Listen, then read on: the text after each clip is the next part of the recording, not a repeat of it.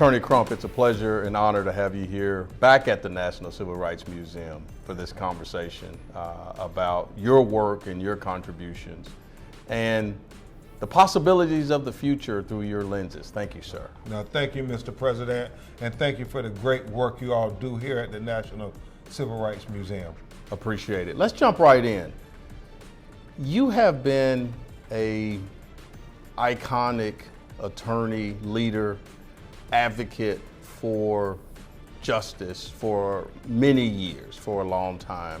Can you talk about how you made the determination to step into this space and why you stay in this space? Yeah, you know, it's kind of profound that you asked that question, Mr. President, as we sit here in the Brown versus Boyd exhibit in the National Civil Rights Museum featuring my personal hero, Thurgood Marshall. And it's kind of funny because I've told this story before. I grew up in rural North Carolina. My mother raised me and my two little brothers in a government housing project. And it was the 4th grade when they finally got around to all deliberate speed that the United States Supreme Court said you were supposed to integrate the schools across America.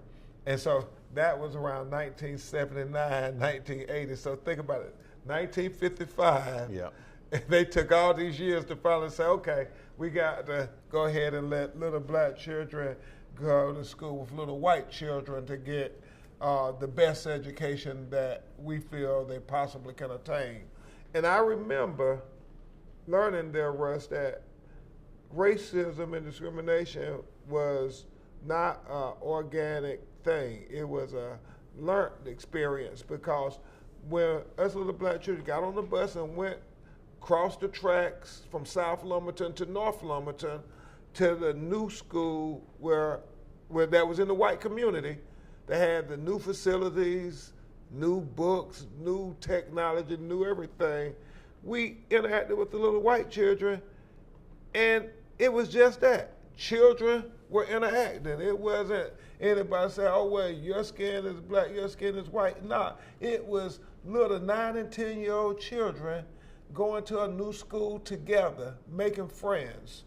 And the one thing I noticed, Mr. President, was when the school bus would take us back home, I would observe the white community and all of the buildings and how the roads were well maintained and their agriculture was pristine and everything seemed to be just picture perfect. Mm-hmm. But then when you cross that track into South Lumberton, the black community, you saw the roads with the potholes in them.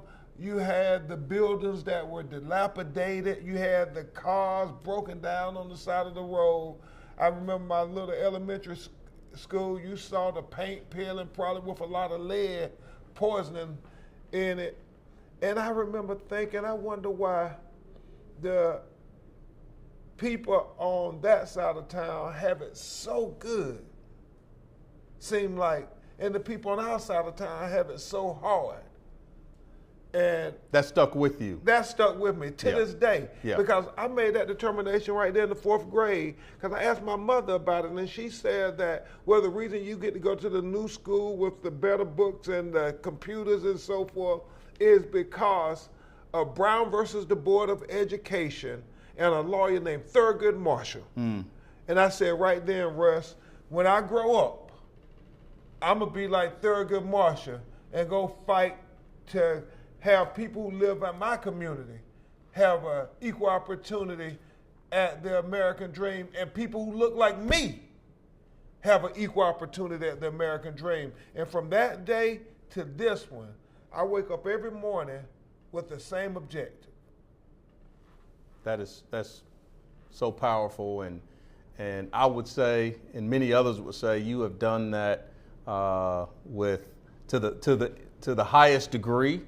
You are recognized around this country as someone who does fight for justice.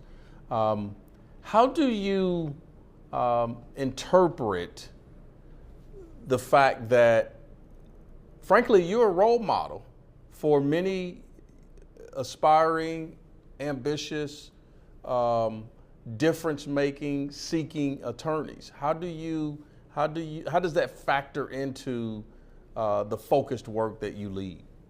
You know, I always try to remain humble and thank God for using me to try to make a difference in this world.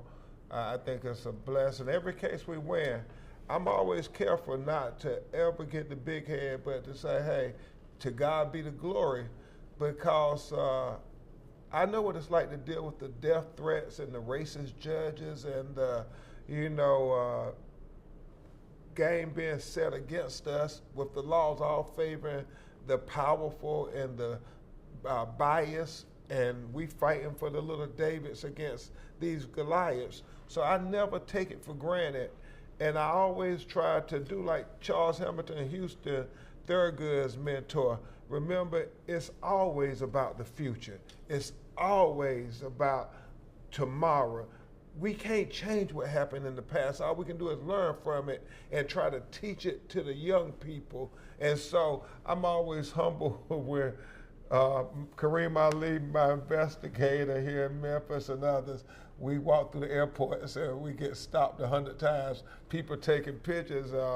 And so you're grateful for it, but you understand that it's not about you, it's about the mission, it's about the cause. And I want to try to say to young people, if you learn anything from me, remember it's about the cause, it's the mission, and my mission is well documented.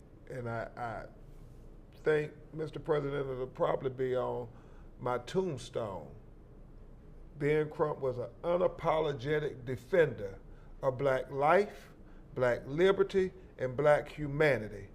And now in 2025, that is going to be more important than ever, because I think the attack on black life, the black attack on black culture, black humanity is like we haven't seen in some time in America. So as the place that is, Dr. King's legacy is so important to our existence and the sacrifices that he made in his life. One of the things we're doing in 2025 is borrowing heavily from his last book, Where Do We Go From Here? Chaos or Community? And we're picking community over chaos. And the work that you've done, Attorney Crump, leads with community. Could you speak to how your approach as a legal leader, but also as a humanitarian, speaks to that notion of community over chaos? No, certainly, and I think it's a great motto for your work this year, community over chaos, because that's what it's really going to take to overcome the enemies of equality, those who will seek to divide us and play on our least common denominators to instill fear amongst us. And so when I think about community, every verdict that we've gotten, every successful resolution that we've gotten has pretty much been a page out of Dr. King and Malcolm X and Thurgood Marshall's playbook, because it takes all the community. Everybody has a role to play, as Dr. King used to so often say. Everybody has a role to play in this fight for equality and justice. Yep. And so when I think about going before juries, I have to explain to them that we love our black children just like you love your white children, that we all want a better world for all of our children, and that black tears are just as important as white tears. Black pain resonates just as much as white pain. And so it's this notion of trying to say that we have more in common then we have that separates us. And despite how they try to tell us, oh, you are the problem because the color of your skin, we have to continue to come back and say, no, no, no. It's always about character. And each person in this world is unique and is not relegated to just skin color. So quit trying to use skin color as a barrier to oppress people. Sure. And that's what this community has to do to come together, as Dr. King said, the beloved community. That's right. We have to strive to be a beloved community. And it's challenging. Russ, I would be less than honest if I said sometimes it's a struggle to have racist judges going all around the law to try to justify the outcome. We call it now re-engineered justice. Mm-hmm. You fight these cases that you see on video like Tyree Nichols and Breonna Taylor and George Floyd, Sonia Massey, Oscar Grant, Eric Gardner. I mean, so many of them. And they come up with these laws, qualified immunity, to say, yeah, what you saw on the video was bad, but the officers were justified in it.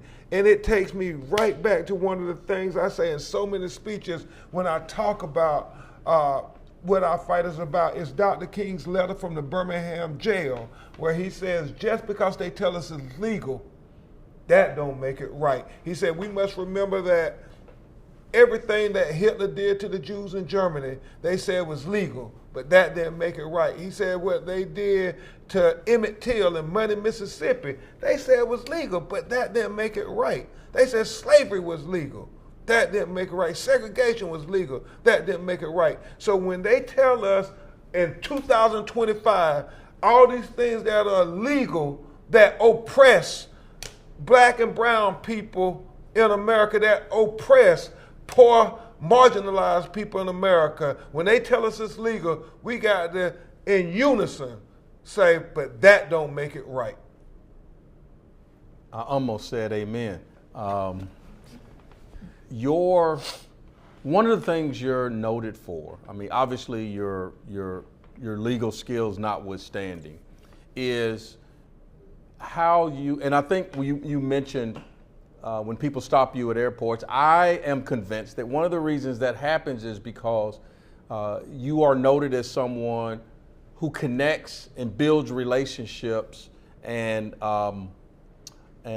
is passionately engaged with your clients, right? They may be your clients, but it feels like they become part of your family, if you will. And could you speak to how to balance those kind of relationships? And again, this is from the outside looking in, but it appears as though you build these special relationships with people who you serve. Now, it really is about people, and you have to understand we're all human. I get asked the question so often,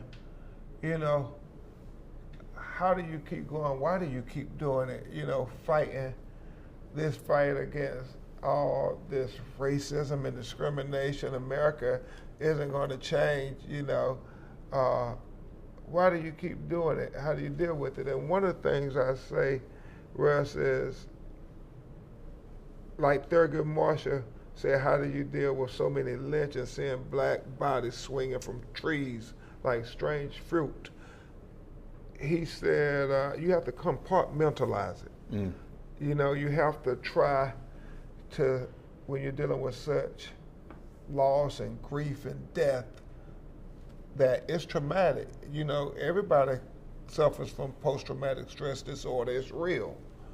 But he said you have to try to compartmentalize it, because if you don't, there'll be more lynchings. And your battle is to try to prevent more lynchings. You might can't stop it all, but you're trying to just cut down the number of innocent black blood being spilled. And so that's what I try to do when I meet with these families. I try to keep it together and be strong, because it's the worst days of their lives. You know, Breonna Taylor's mother, Tamika Palmer, Trayvon Martin's mother, Sabrina Fulton, and his father, Tracy Martin, George Floyd's family, Phalonis, and, you know, his daughter, Gianna. I mean, Tyree Nichols' mother and father, Rovon Wells and Rodney Wells. I mean, they're dealing with the worst day of their life. And so you're trying to keep it together to try to help them make sense of something that makes no sense at all. And so Netflix did the documentary Civil, where they followed me for a year and just kept the cameras rolling the whole time after George Floyd was murdered. Nadia Hogren, an Afro-Puerto Rican director who also did Michelle Obama's Becoming. I mean, an incredible director. She just kept the cameras rolling. And one thing I've noticed that I did not know about myself, you know, I'm trying to compartmentalize and everything, but she said she would pick up all the times I'm rubbing my forehead, I'm rubbing my temples when I'm by myself away from people. And Dr. David Marion, who was a psychologist and my fraternity brother, told me that is an outward manifestation of the internal trauma that even you, Ben Crump, have to deal with these cases.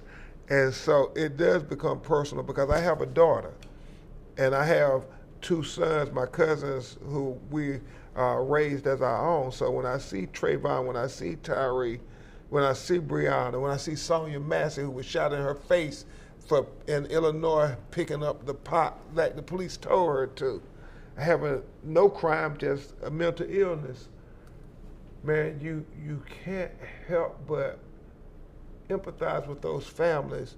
And as you go on that journey with them, you get to know about their lives. Even though I didn't know Trayvon personally, I didn't know Tyree personally, I didn't know George Floyd or Breonna personally.